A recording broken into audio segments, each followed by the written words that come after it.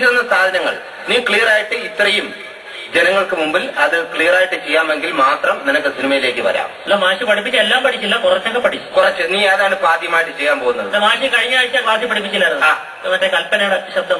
കൽപ്പന നമുക്കെല്ലാവർക്കും അറിയാം, നമ്മുടെ പ്രിയങ്കരിയായ നടിയാണ് കൽപ്പന. കൽപ്പനയുടെ ശബ്ദം ക്ലിയർ ആയിട്ട് ഇമിറ്റേറ്റ് ചെയ്യണമെങ്കിൽ മാത്രം നിനക്ക് സിനിമയിലേക്ക് ഞാൻ ഒരു ചാൻസ് വാങ്ങിത്തരാം കേട്ടോ.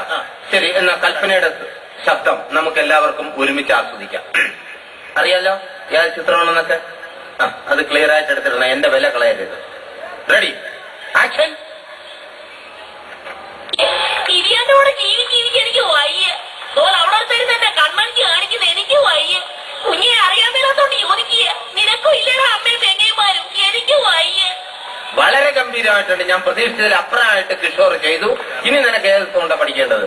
അല്ല, എനിക്ക് മധുവിനെ പഠിക്കണം. മധുവിനെ? എടാ, മധു സാറിനെ എന്ന് പറഞ്ഞാൽ നമുക്ക് എല്ലാവർക്കും അറിയാം. നേരത്തെ മ്യൂസിറിയിലൊക്കെ ഓരോരുത്തർ കാണിച്ചിട്ടുള്ളതാണ്.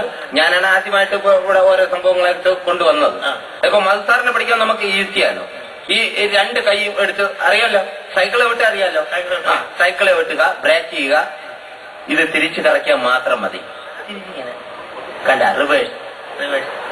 ഇങ്ങനെ വന്നിട്ട് ഇടത്തെ കാലം ആർക്കും വേണ്ടാതെ എടുത്ത് എറിഞ്ഞ് നടക്കണം.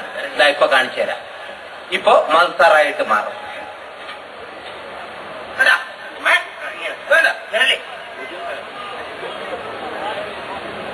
ഇങ്ങനെ വന്നിട്ട് മുഖത്ത് ഭാവാവിനെ പൊട്ടി വിരിയുന്നത് നീ ശ്രദ്ധിച്ചോന്നെ. കണ്ട, വന്നിറങ്ങുന്ന കണ്ട, വന്ന് തള്ളിയിട്ട് പോയത് കണ്ട. ഇത് ക്ലിയർ ആയിട്ട് നോക്കിയോണ്ടാണ്. ഇടുങ്ങിയ ഇടുങ്ങിയ റോഡ് ചെല്ലുമ്പോ മനസ്സിലായല്ലോ. ഇതൊക്കെ നമുക്ക് വളരെ ഈസിയാ. ഒരു ഇംഗ്ലീഷുകാരനെ പറഞ്ഞ് മനസ്സിലാക്കി കൊടുക്കുന്നു. ഓക്കെ പൊന്നു മോനെ, നമ്മൾ മറ്റു ചില നമ്മള് ക്ലിയറാ. നീ പൊക്കൂ, റെയിൽവേ സ്റ്റേഷനിലേക്ക് ഓടി തള്ളിക്കളാ. Excuse me, where is the railway station? എടാ പട്ടി, നിന്റെ തന്നെയാണ് ഞാൻ ആദ്യം പറഞ്ഞ റെയിൽവേ സ്റ്റേഷൻ.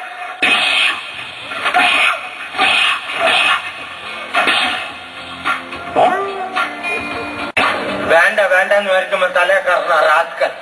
എന്റെ സുഖം കാര്യങ്ങളോ? ഓ ചേട്ടാ, ഈ റെയിൽവേ സ്റ്റേഷനിൽ പോകുന്ന വഴിയാ ചേട്ടാ. എടാ വെറും മലയാളി, ഒരു 2 മിനിറ്റിന് മുമ്പ് വന്നിരുന്ന നിനക്ക് മാനായിട്ട് എനിക്ക് അടിപൊളിക്കാതെ അവനെ കൊണ്ട് റെയിൽവേ സ്റ്റേഷനിൽ പൊക്കൂടായിരുന്നാടാ.